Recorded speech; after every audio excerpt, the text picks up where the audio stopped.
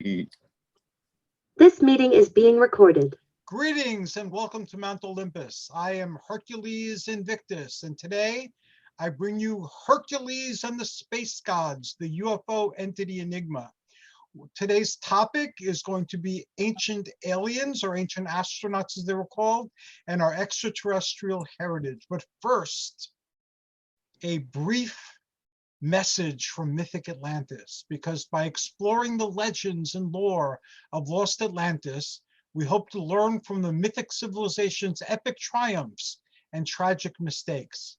These lessons will hopefully guide us in making wiser choices in the here and now that will positively impact our collective futures.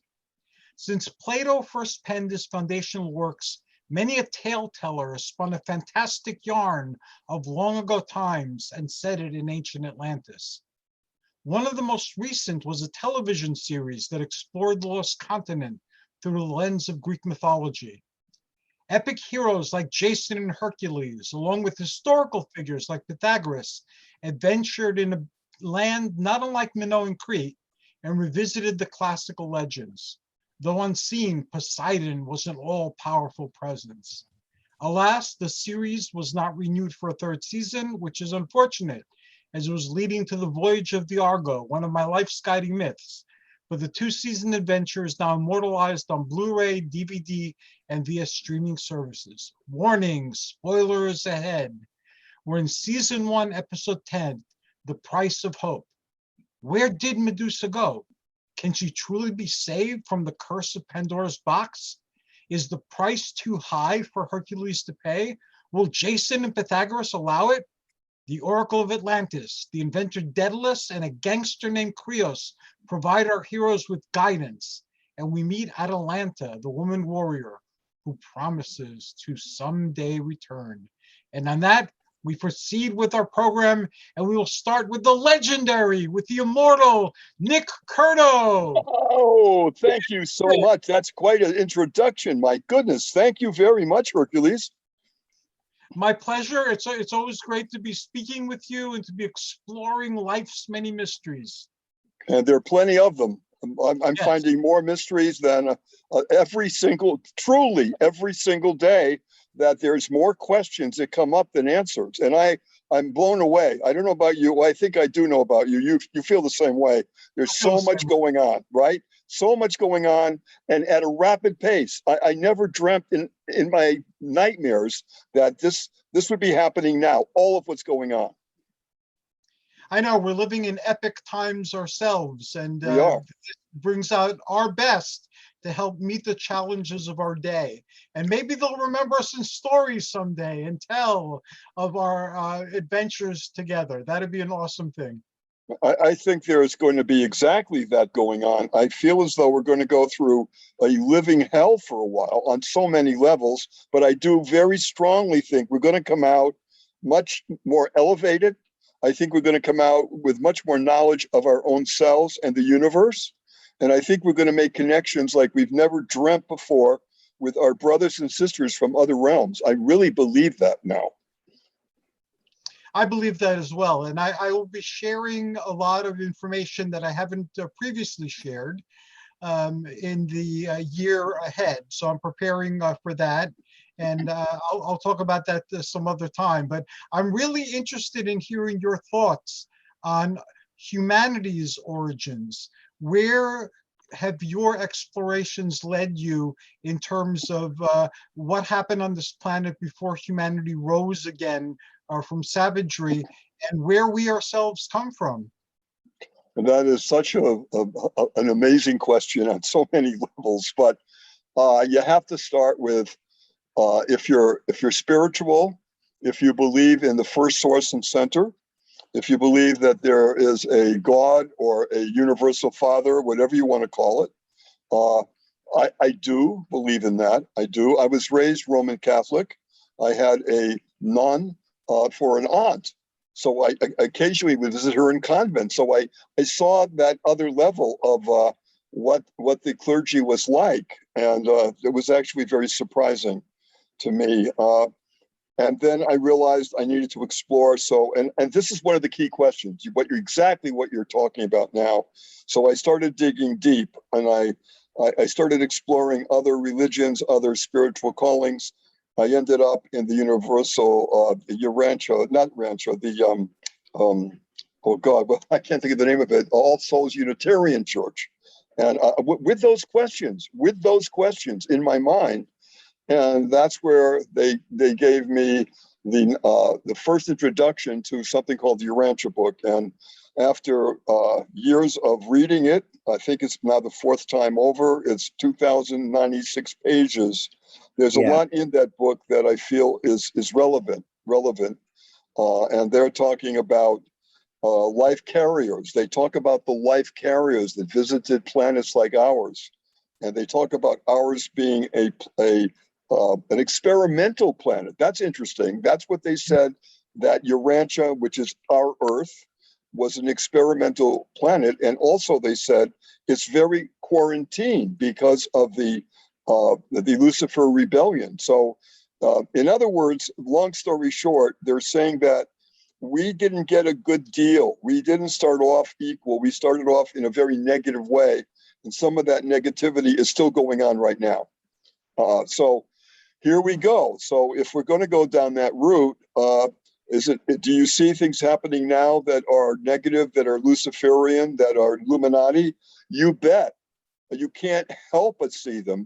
I'm a student of culture in the sense that I really look at culture very, very closely to try to find a way out of it, a way to navigate it. And I don't know about you, Hercules, but I feel as though we are in incredibly troubled times right now. More than in my whole lifetime, it's now. This is a very, very dangerous place where we all are. And we're searching now. Now, to answer your question, since I do believe in something called the Universal Father, the first source of center and the center of all love, which I do believe that. And I think that's a very positive outlook. It's a very positive, loving outlook, and I like that about the Urantia book. So that's one of the reasons I've accepted it. Does that help answer the question? That answers the question a great deal. And your spirituality is very firmly rooted in the Urantia book. And your experiences are wide and varied through the Disclosure Network. So you're exposed to a lot of different ways of looking at this and other questions. But yeah, thank you so very much. That gives us a firm foundation on which to build, and we will be coming back to you. Next, we go to Khamuast, aka Michael K. Waterman. Greetings and welcome, sir. Life, health, and prosperity all. How are you? I'm doing quite well, and I'm happy to be with everyone here exploring this topic, which is of great interest to all of us. And you bring with you a firm foundation in the ancient mysteries of Khemet. So I'd be very interested in hearing your views from an ancient Egyptian standpoint. And like Nick, you have gone beyond your spirituality and have explored this mystery through many other avenues. So I'd be interested in finding what you learned by doing that as well. When I was a child, as I've often told you, and many others, Isis, my high mother, came to me, and I knew this was the path I wanted to work with. When I was about almost 15, I joined a local coven. I am a hereditary witch. We worked with Britain, English, Norse, Greek, what have you, typical pagan tradition. It wasn't my way. The gods of Khemet, the gods of Egypt, came to me and said, Michael, you are part of us.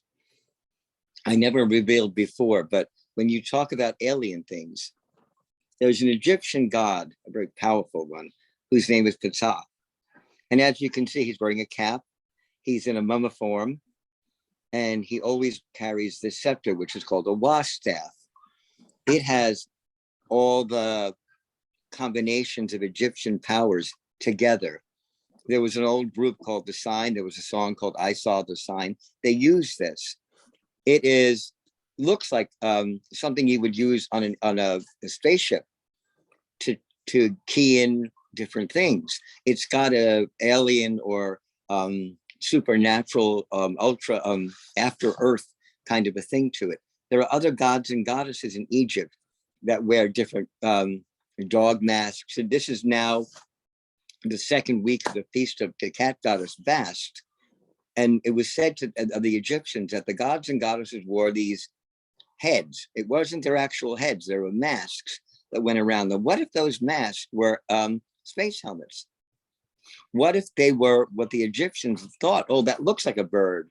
That looks like a cow or a snake and things, based on what they saw. And that's the only reference they had. So could those beings that are the Neteru, the gods and goddesses of Egypt, could they have been aliens? It's a question I brought up my whole life. I will show you. This is Rahiru. Can you see him close enough? Yes, I can. He has both the sun and the moon on his head. He's carrying also a very interesting staff. It has his uncle Set on it. They were supposed to be at war and such. If they were in such anger with each other, why is he carrying a symbol that honors his uncle? The point is, though, he looks like a space alien also. That mask is much bigger than his head. He's carrying universal symbols, the sun and the moon. But is that what that really is? Could that not be some kind of a reflector or some kind of a device where he, because it's on the mask, where he could breathe? It has always been my thought that that was so. The Egyptians learned a great deal about crystal healing. I'm very well known to use cobalt. I have many, many cobalt crystals. You can see they radiate very strongly when I touch them. Cobalt crystals are for healing.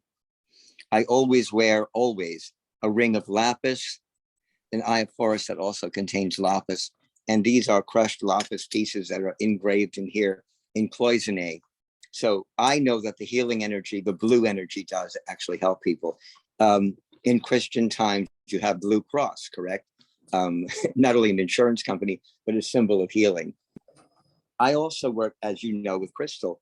This is 100% pure crystal, where I send vibratory energies. I don't often show people my tools, my amulets and such, but I felt because you're so special, Hercules, and all of the people here Thank are, you. I'm that I greatly want honored. to bring very special energies tonight. How did we learn about these things? If you watch all those tacky 1960s Irwin Allen and what have you, Ray Harryhausen special movies, Atlanteans supposedly had use of crystals. In the 1970s and 1980s, all the new age people went into crystals, man. They were all into that. They believed in the energy. Did they actually know it worked? Some of us do, some of us did. And crystal mania took off, didn't it? Every single one of us, guys, bear with me. Every single one of us has crystals in the house. Do we not? Anybody else want to answer? I know that, well, I know that this energy vibrates. Clear quartz, we know, it even is in televisions. It's in my telephone. It's, we know that helps aid in transmitting electrical energy. And what are we made out of? Electrical energy.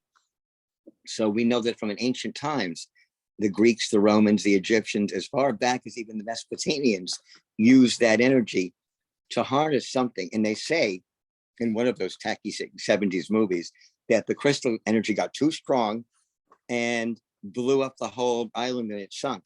Now, isn't there a superhero that had a planet that had some kind of crystal energy? And I think it was called Kryptonite. The other hero, Superman, not you, Hercules, but Superman.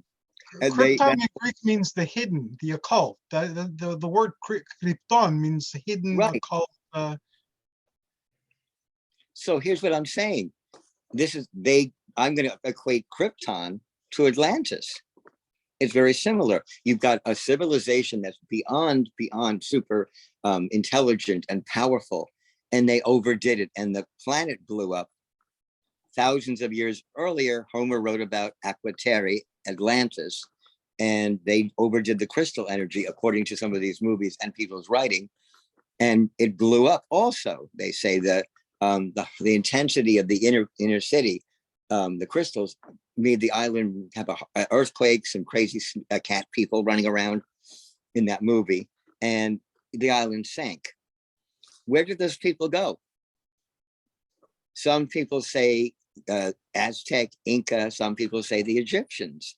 The Egyptians, as I said in the last podcast, talked about the sea people. We all know that the sea people possibly also had, according to hieroglyphs and things, airships. So were they aliens? What do you think, Hercules? I think it depends on how you define aliens. There are many terms that don't mean the same thing as they meant in antiquity. Like, for instance, somebody being gentle and somebody being noble. If we look at the origins of the words, noble means you belong to the nobility. Right. And gentle means you belong to the gentry. So a few hundred years ago, you could be both noble and gentle and do atrocities on people. You'd still have those words attached to you. It's the same thing with planetes. Planetes in Greek means wandering stars. And they viewed the stars as not being beyond the vault of heaven or the firmaments, but underneath. So they had a totally different way of looking at the world. And if you look at it the way they looked at it, and they equated the gods with the planets. And we still have that understanding today, that Sunday is the sun, Monday is the moon, Tuesday is Mars, Wednesday is Mercury, Thursday is Jupiter, It's also Friday is Venus. So basically, with the ancients' understanding, yes, the gods are in the heavens, and we as the children of the gods are here from the heavens. So in that sense, we're all, aliens. And the ancients, their spirituality was one where you were able to find the divine within yourself and to reclaim your divine heritage. And in the Orphic writings and in other spiritual systems, you would declare that during an initiation, that although you were born of earth, you are a child of heaven alone, and you seek to remember and regain your proper place. So it's not an exact answer to your question, but that's the best one I can give you. Well, and I think that's amazing. Even, I was going to say, in the ancient Egyptian initiatory rites, in the temples, there is light that goes into the temple, either a star or the moon or a planet, that will shoot that energy down into the temple.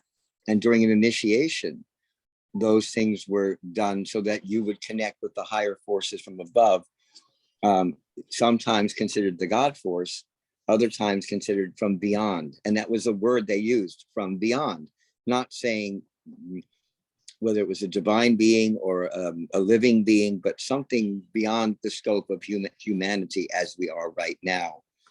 I was going to bring something else up, and I noticed this on my altar.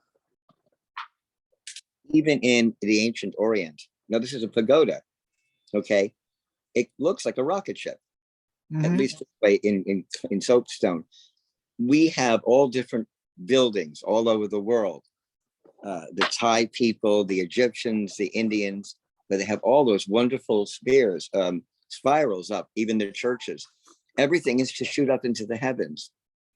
The Aztec pyramids, the Inca pyramids, things that are even the figures on Easter Island, every one of them is staring up into the heavens.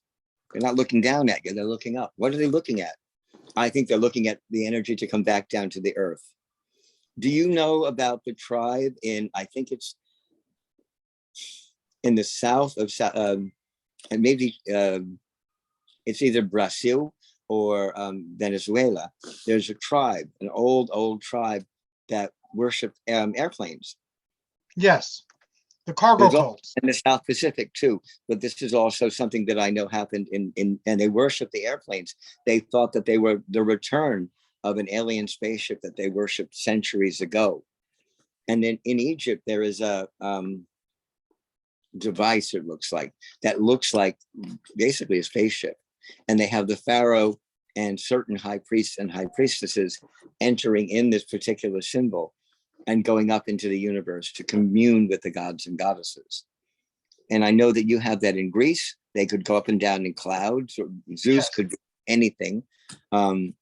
But it was very well known in Egypt that these beings from the gods and goddesses came from this system called Sirius, the planet and the star, the dog star, the North Star, and also Sirius, the planet, the star Sirius.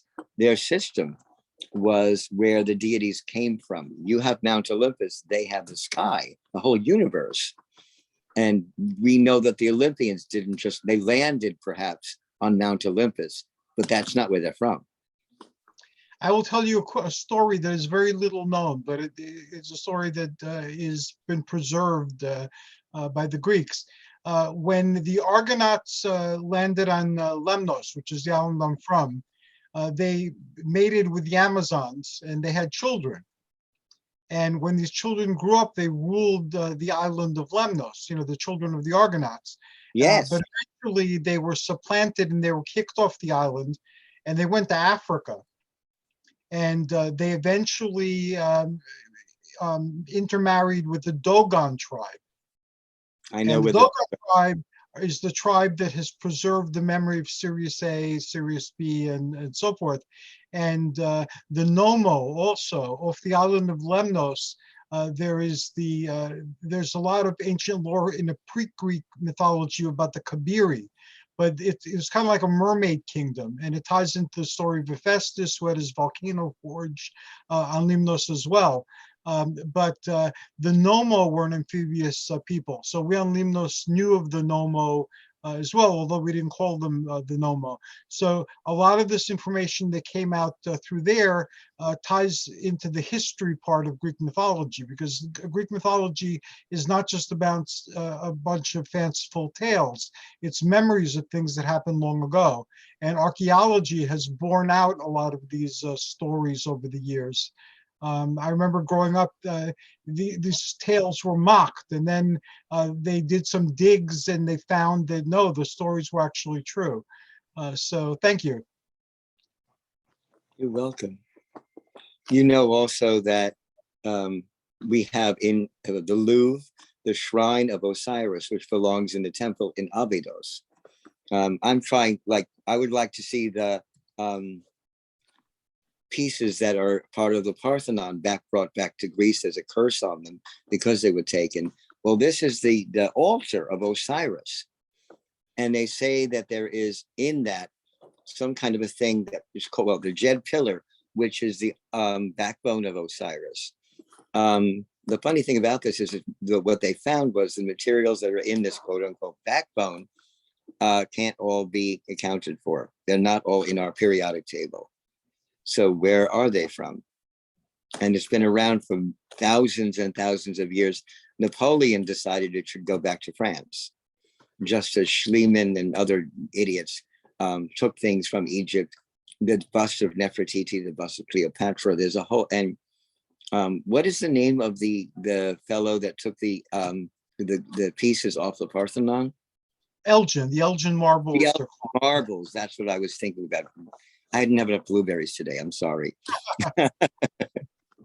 But they certain Greek people that practiced with the Sacred 12 put a spell on them that they have to, England will have miserable things happening to it till the marbles are brought back. And I think that's true. I think that terrible things have happened, bombings and what have you, since they've been taken away. And the same thing is true, they say, of the bust of Cleopatra, that when she left Egypt, the energy, there was a very bad shift. Hitler had a thing for those statues, especially Nefertiti. They say he kept that in a special room. He also had the Mona Lisa for a while, so it had a thing for women with just necks up and such, I guess. It was kind of strange, but he kept Nefertiti in a private room, and Mona Lisa he kept in his bathroom. I could stare at her while he was in the shower or the tub or something. I don't know how Eva Vaughn felt about that, but that was pretty wild. But Nefertiti, if you look at her, and Akhenaten, her husband, did not look human. He had an enormous head. She wore a crown that hid her head, whether she looked like that or not. Their children also had long, skinny bodies, very large bellies, big hips. Tutankhamun, if you see the real Tutankhamun, not that beautiful gold bust, bears a certain resemblance. He has a skinny neck. He has a weird hip structure, more like a woman than a man. He was a knock-kneed. He had buck teeth. And his head was shaped like his father's. It was that, they call it like a hematoma, or water on the brain, a big ball in the background. We don't know what happened, because when they mummified him, of course, if there was liquid in there that was, dehydrated, one of the processes for a mummification is to take all the water out of the body, as you know, along with vital organs. So we haven't found Akhenaten. Well, they did, but he didn't find him in one piece. He was torn to shreds. The people of Egypt hated his guts. He reigned in a way that was not indicative of the rest of the pharaohs. And after him, of course, you have the Ramesside dynasty, after Tutankhamun was also mysteriously removed. I still think he was murdered. I don't think he just broke his leg. Yeah, Akhenaten tried to change things too fast, and he wound up pissing everybody off. And Do you know what Akhenaten had one problem. He said to the people of Egypt, if you worship me and Nefertiti, I will worship the gods, the god Aten, his disk, for you, but you can't do it on your own. You have to worship me. And the Egyptians for thousands of years could walk into the temples, or the front end of the temples, and be, and worship like anybody else. Akhenaten destroyed all that. He killed all the priests and priestesses of most of the temples. He had most of the statues destroyed. A lot of them were taken away and hidden, a lot of the cult symbols. And the people of Egypt put up with him for 15 years, and then they said enough. And what we know of it was he was either asked to abdicate or he was brutally murdered. He didn't just die and leave on his own. He was asked, more not so politely, to get the hell out of Egypt, or out of and then they brought the energy back to Thebes.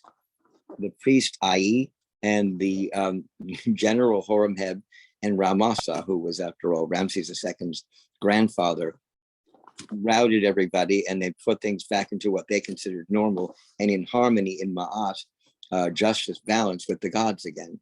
And Aten was smashed, all of them. If you go to the Metropolitan Museum in New York, you'll see fragments of Akhenaten's temples smashed to smithereens. It was the first time that the entire nation revolted against the pharaoh like that. And I think it wasn't just because of his one way, my way is the only way. It was because he went against all the other higher powers and the energy the Egyptians knew worked for thousands of years. Now he's viewed as a visionary of sorts, spiritually, because he introduced monotheism to the ancient Near East through Let me ask you about that. What about the Jews? Weren't they around already by then too? I think they were.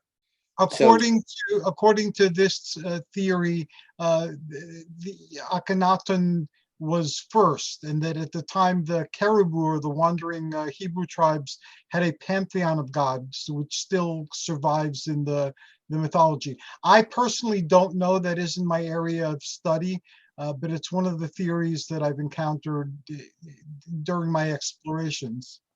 Well, I don't see him as a positive force for anything. I see him as a very angry, violent. He destroyed hundreds and hundreds of priests and priestesses that wouldn't do it his way. He killed whole cities.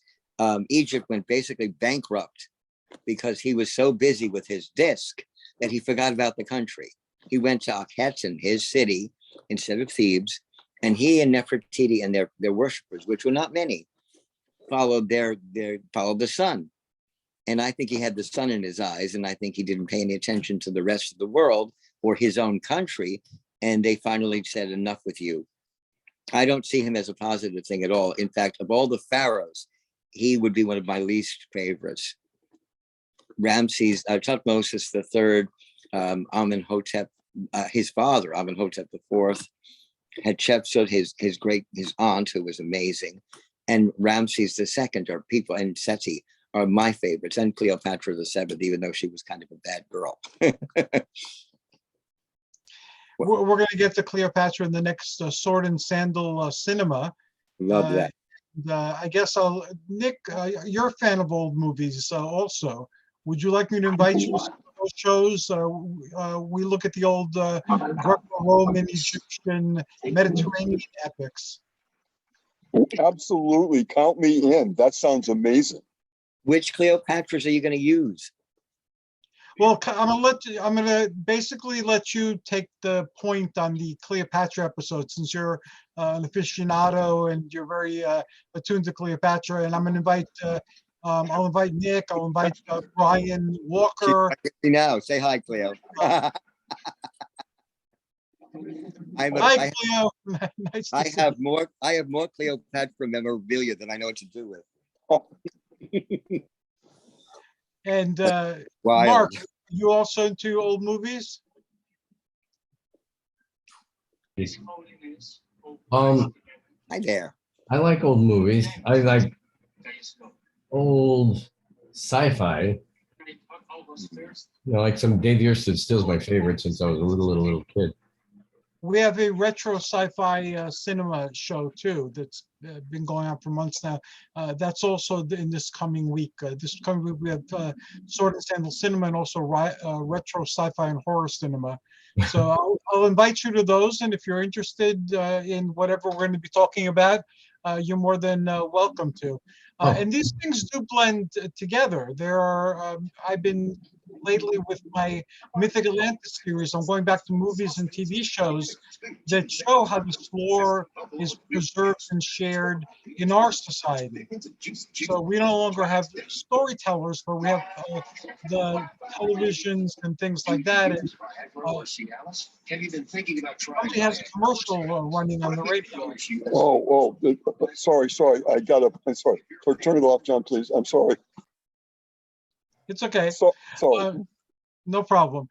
So this is the way we transmit information. This is the way we transmit our stories, and we share them with one another. Looking at how these stories are conveyed and looking at their ancient antecedents, I think is a worthwhile endeavor, because these stories are timeless and immortal. I will definitely invite all of you to those discussions. Khamuast, I thank you. We're going to be coming back to you. You've answered the question more than it's a question. And last but not least, we have Marc and Phyllis, and we might catch a glimpse of Phyllis. There we go. Catch Phyllis's hand or foot or something. Never me. Or the blonde hair. Life part's okay.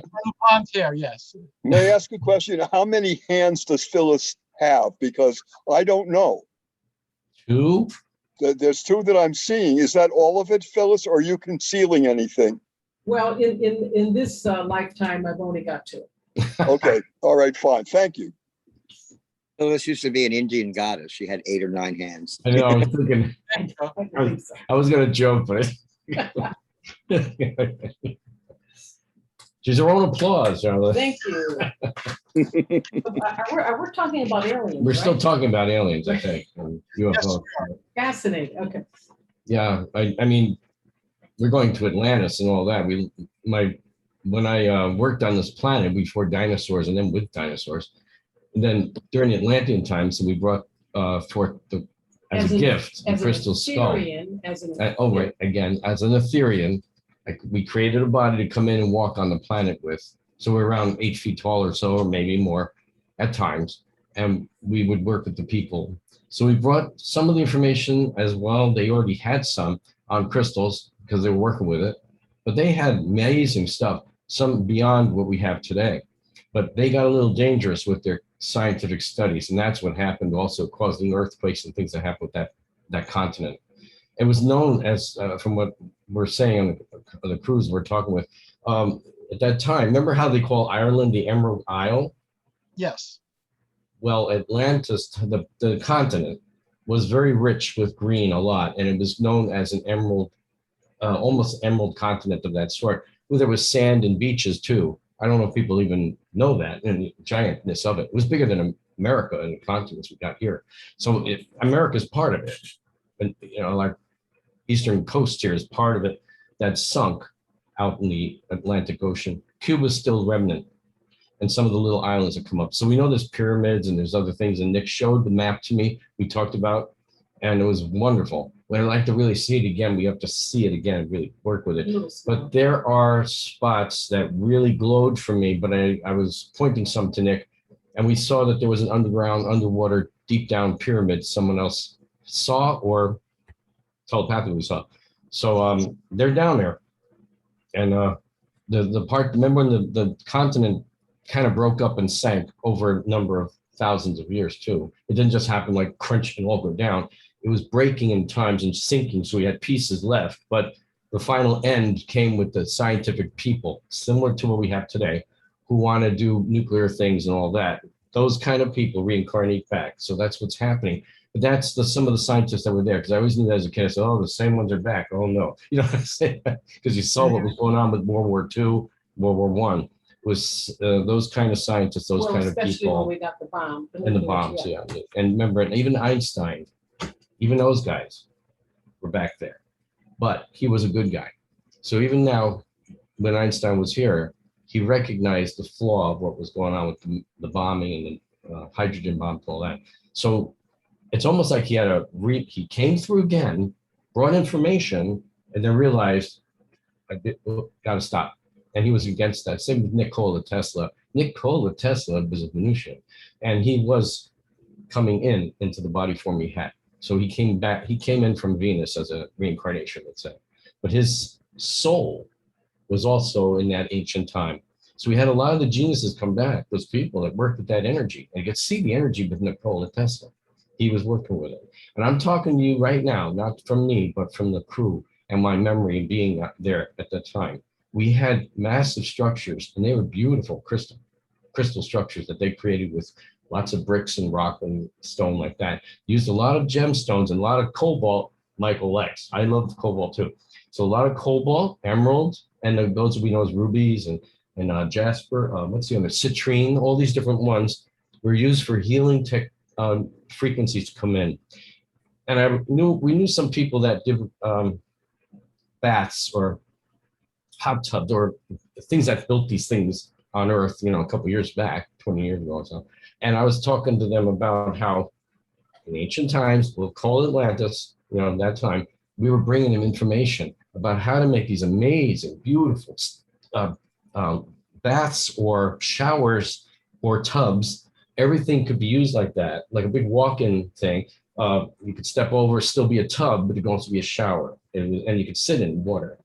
So we were showing them how to design these and work with this and having the light. I think I was telling you, Hercules, about this, how we create the light of the sun at the time to come in, or the night sky would come in, but mostly the sun would come in through the day, and a certain way with the frequencies that they use in their channeling of light would go through these gemstones that were not little things, but some were about this big. And they had this ability. So you'd be in your shower, which could be open to the sky, and they had water coming in, or you could close it down, and this light would come, and the glow of the stones would be with you in there, in the frequency with the water. And they had harmonics, they had music, they had sound frequency that they worked with as well. It's like people would chant with the song that they sing. Even they're telling me, in the ancients, everybody, you know what I mean, like an ancient temple or an ancient church or something. All the people singing together in harmonies, not having musical even instruments, more like a cappella. They would have a frequency, and so they did these things in their healing areas that they created. They had places you can go, like we have today, to go to a resort. It was things like that, and these people would sing, and you can hear the song going throughout the area because they sing it in a way with it amplified. So the frequencies would be there. The beauty, the songs, the music they had, similar to the harps of today, but other types of sounds. Basic harmonics. Was beautiful. So were they using the same harmonics that we are looking at today? Like yes, they were actually. Yeah, they did have that frequency and more. Most of the Atlantean people, the originals, were from space. They came in giant form and landed more like 250 million years ago. That was the first Atlant, before the Atlantis that they call. But they called it Atlant. And that was the continent at the time was way huge. We had ocean too.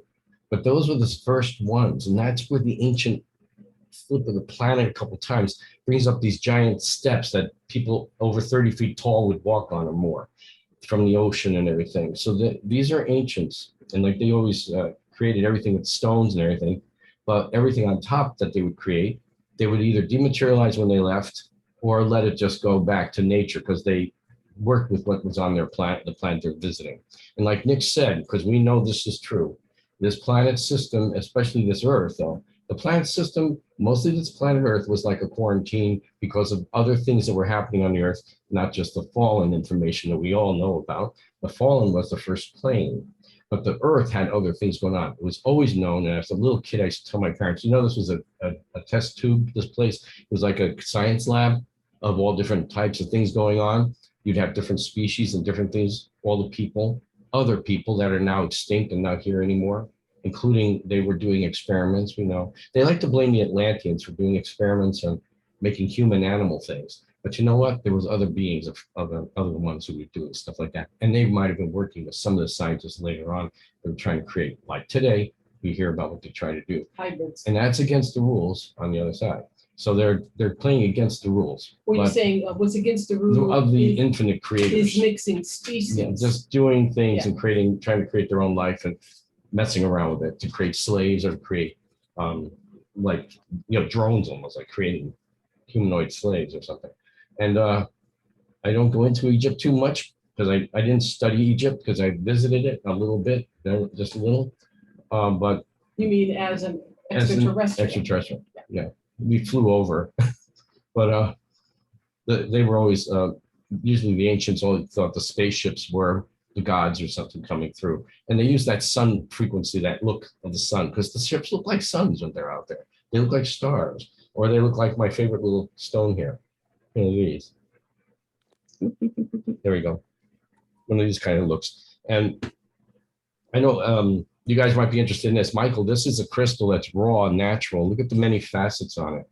Mm-hmm. It's not cut. It's an Arkansas crystal. And I looked have at it it one myself. time, and it said in the book, if you find a crystal that has more than 7 facets or something like that, multiple, grab it and find it and keep it. And I found this on the streets, New York Oh, street. wow. So it called to me, it was like blowing on the table. But I just want to show Michael that, and you guys, because I know you know crystals that normally look like, you know, this, and there was 7 or 6 facets on top. When I saw this, I actually asked the man, are these cut in some way? This thing has at least 16 facets or so on it. Every time I try to count it, it seems to change because it's so hard to count the facets. Mark, do you ever go to Herkimer? Oh, we were just talking about that. We were talking about that for 25 years. We want to go. Oh my God. I've been And, going. I've been going there since I was about 15. You're going to find many, many, many crystals that have at least 25 and 26 natural facets. They call them diamonds. It's not actually a diamond, but it's an incredible crystal in form. And they have voices, which I know you're able to interpret and hear. Yeah, I hear them, and we got them. And everybody you see here has a name on them. This is Co. So we have a lot, and we got little stones and everything. And they all are. This is Blake. So they all they have their frequency. They have a name, or they pick a name. It's really cute. They pick names that they like. They just are. They did say that we could take them to Herkimer and they would talk to the other gnomes and find us some beautiful crystals. It'd be so much fun to dig one up for fun. But they were always telling us that for years when we learned about Herkimer, 25, 30 years ago. And we keep talking today. We just talked about it the other day. Should we all go on a trip? You know, just go up there and go for 2 days or 3 days and get the pics and play.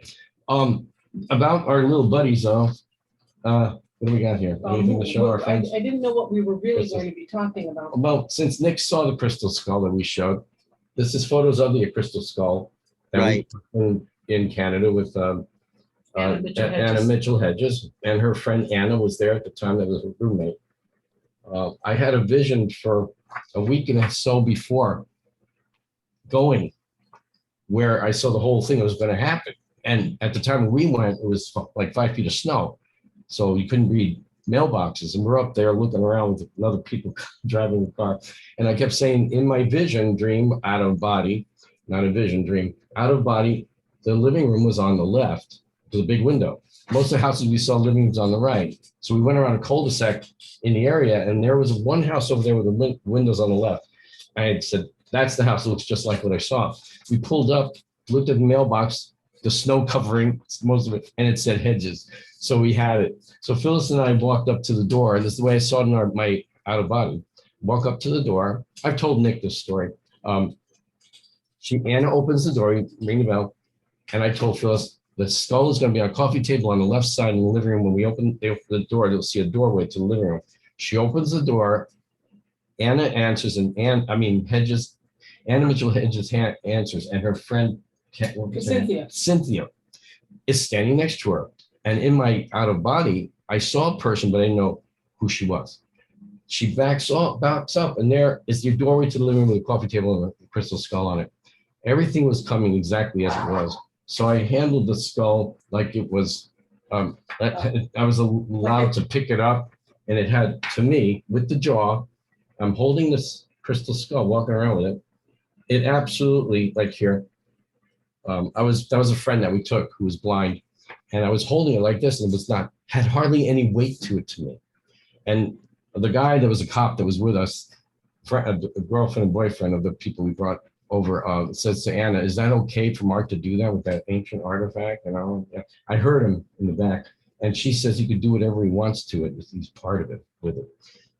Well, when we brought it back, we worked with it. After you all worked, my Phyllis and our friends played with it for about a half hour each. I went over again to pick the skull up, and I felt the weight, and it was heavy. It wasn't more than 11 or so pounds. In one hand, it wouldn't be able to hold it the way I was holding it. Walking around with it, like cradle here with one hand, with the jaw and the head on top, walking around like that, and doing that to our friend with it. It had, again, like 3 pounds, 1 pound. It was like nothing to me. But until I reached it again, it was very heavy. That's when I knew, that they were working with us to do that. So this skull we created in space, and my friend had an out of body with some god from Egypt or something. Before you do that, what Mitchell Hedges had always been looking for his entire life was an artifact from Atlantis. From Atlantis. That was the whole reason that he went on his treks. He was always out there doing his archaeology. Yeah. He wanted to find proof. When they found, and it was Anna that found the skull, he said, okay, this is it. This was definitely Atlantean. So now Marc has the backstory to that, and Anna Mitchell Hedges knew it intrinsically when she met Marc. Now, many people probably would never believe this, but I'd like somebody to show me pictures of them manhandling the crystal the way Marc was able to do it for the entire afternoon, and I'd love to see the pictures. She took pictures. It was so funny. I took 1 million pictures of the skull. I have a lot of pictures of it, and it was just an incredible experience. But anyway, so Marc was in his Etherean form, and they decided to give a gift to the planet, to Atlantis. Yes. And how many thousands of years ago was that? Close to 50,000 years ago. Okay.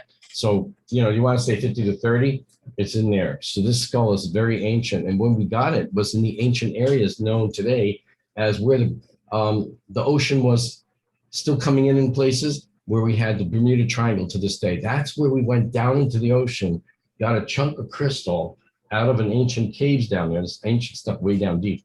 And we teleported it out, and we used it on the ship, and we carved, 7 of us were there with these special tools we use of a frequency carving device.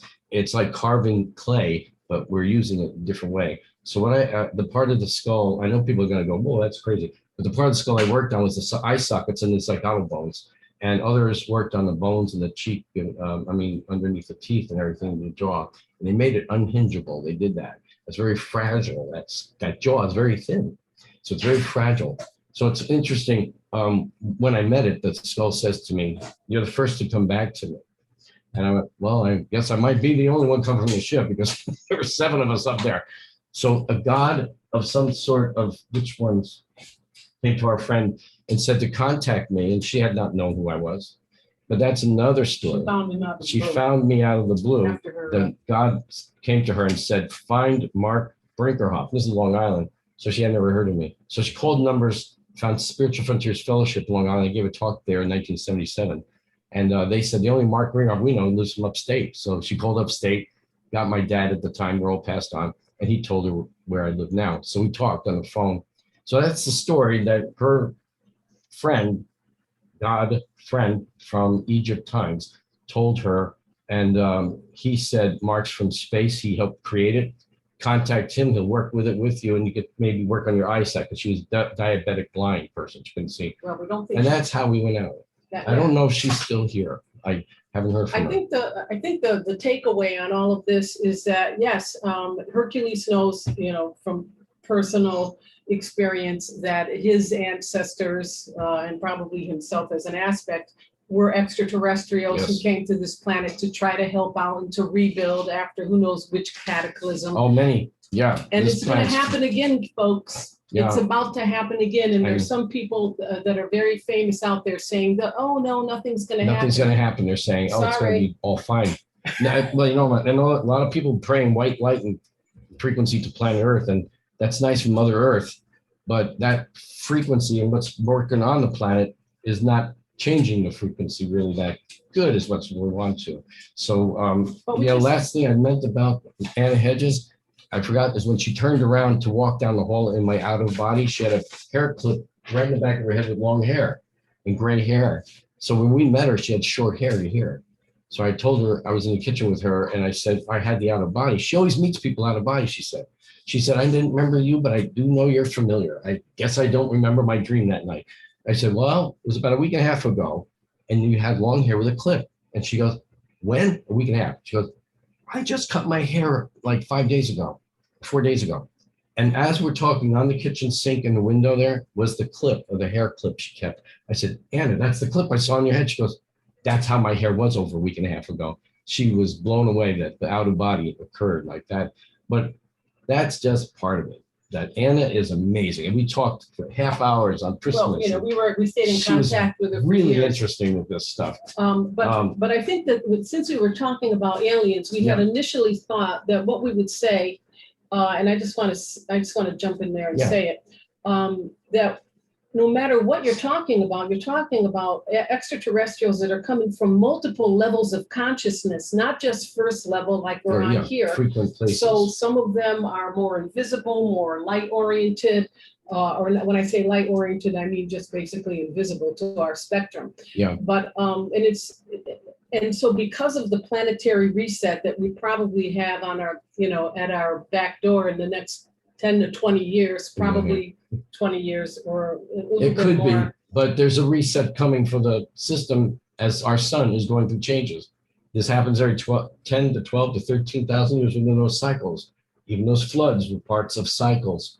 And, humans can't stop the sun, So it's but it is changing its frequencies, and they've noticed there's some certain chemicals on it happening that they don't see, that only happened in micronova stars that they were watching coming towards us from the other side But of the what the galaxy. takeaway is that they're going to repopulate again. So the ETs are going to be coming in again from all over the galaxies. And they do that. And we'll see who, and also from inside of the planet. But I think it's mostly because there's going to be a lot of loss of Life. life on the planet. So it's going to have to start all over. And that's again. when we all come into rescue, which we did in Atlantean times. And one of the people I picked up was Phyllis as a boy, as a man, young man. And one of our friends who's now passed on from North Carolina, she remembered when she met us, she remembered me, and she described my other self, which said, like, out of body, I look like this or so. What we look like. That's how we were forming in those days. And that's how we form now. This is your glorified self, we'll call it. So when you're on those realms, you perfect yourself. So this is what's happening. Earth gets its next cyclic thing going on. Our ships and crafts, and a lot of them come in, but the people have a frequency of light around them, blue, light, white, the energy in the aura. We see from space, we see the people, their energy fields. They're not going to normally pick up people with black energy, meaning evil, satanic evil, murder, or total, what is it? Like Avarice, avarice, addictions, pornography, Yeah, things of that. they're not going to go for that. They're not going to come on that frequency. They won't be able to handle it. But people into projecting love, light, help, love nature, love of life, all beings, we see those frequencies, and they can teleport, which we used to do, or land and you walk on it. So there's lots of things that they can do. So people say, oh, they can come with the rescue arcs. We call them giant mother ships today. They call them that, but we call them different arcs. And they are frequency like that because people can stay on them for a while. So, and they're made perfectly for people on physical density. So a lot of ships come to the solar system now. People are seeing out there are ships that are rescue ships ready to go if they need to in this planet. They know people on Earth are fragile, and they know that they are off balance, and they could do something, and the other innocents out there could be remnant of what goes on. So they're ready to help in any way. But remember, they can't do it. It's free will. We create these things. The people on this planet have to do things for themselves and ask for their help too. And a lot of people on the planet who are in charge ask for help. Then they can come through, like Valiant Thor or others.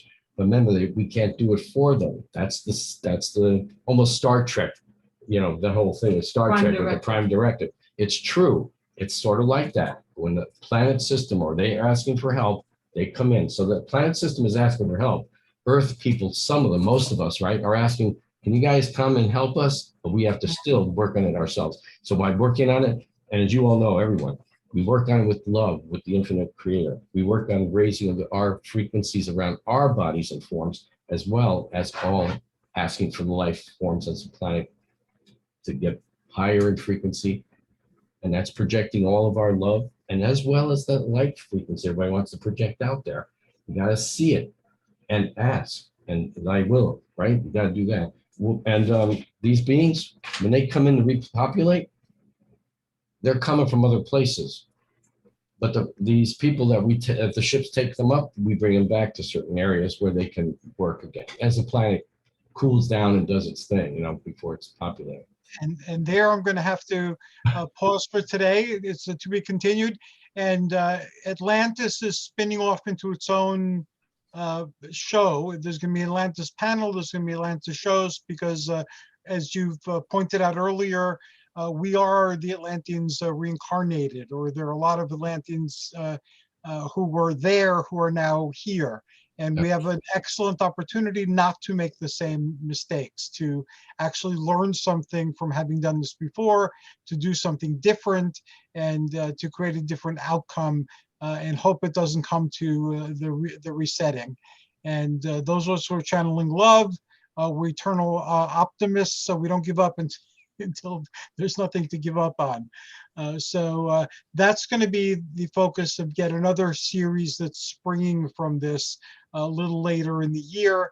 And it'll be the culmination of Hercules and the Space Gods, which, as I pointed out when we started that, it's going to be how can we best work with the forces that are here during this troubled time to help things go more smoothly. So I'm glad I found fellow adventurers for that adventure, and people who want to help out with that, each coming from their own particular place, but coming together to accomplish this great thing.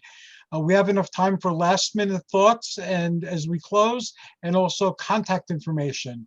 And this time we'll go the other way around. We'll start with Marc, and then we'll go to Khamuast, and then we'll close with Nick this time. Okay. You can reach us at intergalacticmission.com, etuniversalzone.com, where we all put the shows on that we're all doing, archives as well. And marcbrinkerhoff.com is my art animal site. And you can reach me at Facebook as well as Marc Brinkerhoff. And we also, I think she had an Instagram, but I don't know if we're using We don't. But what's the other one we do? Well, we don't play with it too We don't often. play with But Instagram too much. Facebook. Facebook and your And email. the email is address. Marc, M-A-R-C, Brinkerhoff, BRINKERHOFF at yahoo.com. And you can reach me for soul, or I call them spiritual consultations, which are all kinds of things, from getting our guardian angels names, which come right there when I'm talking with the people, or their oversoul or higher self names, and other information on past lives, because I see the whole movie go by and I describe what I'm seeing for them. So that's kind of what we do. And other questions. And Obviously. questions of anything they want to ask, as well as for pets. Thank you. And you're working on a series of books. I'm looking forward to reading them, reviewing them, and interviewing you. Three, Wow. about four. 3 or 4, but it's one is nature spirits we're working on. Got photographs of nature spirits and my little friends here, and our galaxy stuff. We have the Omniversal symbols, but we also have one called the Intergalactic the Galactic Handbook. Galactic Soul Handbook. Galactic Soul Handbook. We're working on it for a long time because I keep changing things. But I'm these are looking fun forward to, things. and your art is awesome too. So I'm looking forward to enjoying your art with those books. Thank you, Marc. Thank you, Phyllis. You're awesome. And again, I'm glad that we're on the same adventure. Thank you. We Khamuast, love aka Michael K. Waterman. Right. You can reach me at Michael K. Waterman on Facebook. You can get me at mkwaterman@icloud.com.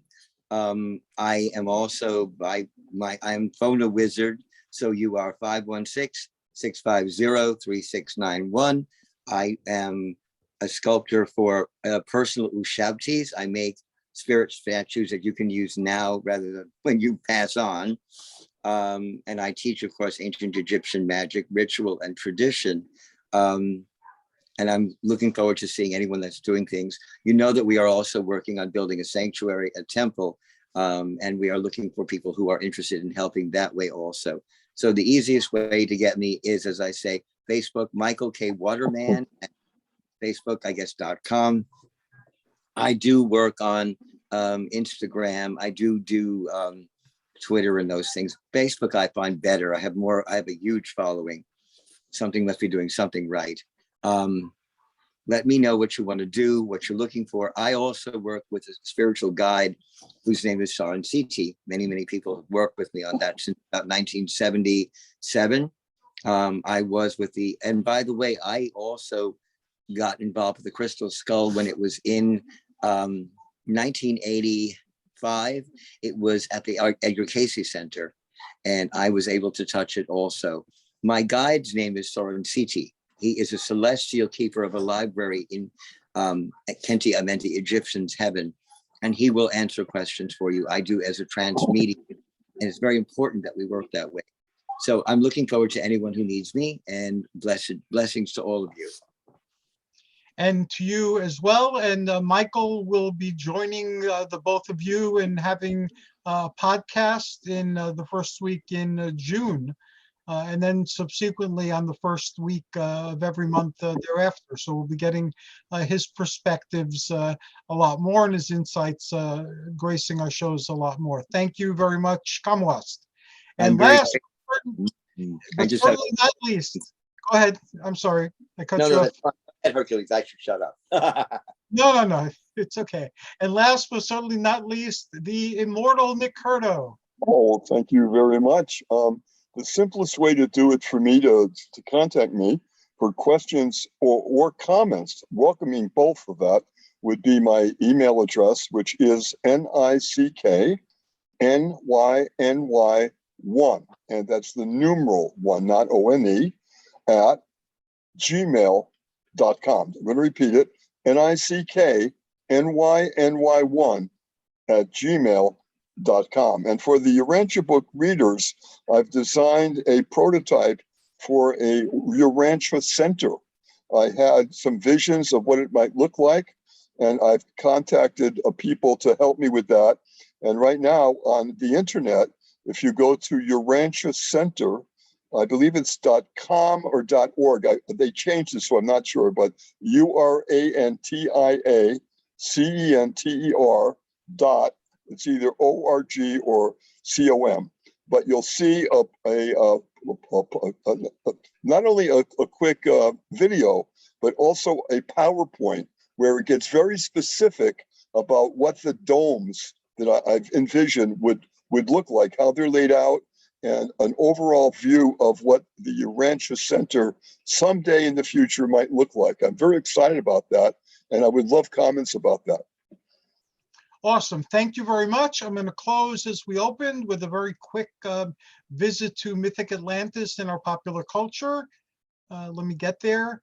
Okay, this is episode 11 in season 1 of BBC Atlantis called Hunger Pangs. Penniless and hungry, Jason partakes of a sacrificial meal laid out for the goddess Hecate. As a result, he grows increasingly more lycanthropic each night. Pythagoras finds a cure in an ancient scroll. It requires silver and a return to Hecate's temple. Alas, Jason may not survive it. Heptarian aggressively hunts the wolf that he's becoming. Ariadne is in danger. Pythagoras comes up with the concept of clocks and kills someone with a statue. The extent of Pasiphae's perfidy is further revealed. And Jason, fortunately, is cured. And on that note, I end tonight's exploration. Thank you again very much, fellow explorers, and thanks to everybody who is listening in. The show will be up tonight at midnight. So take good care, everybody. Oh, thank you. Good night. Much love to all. Good night. And to you as well. Blessings.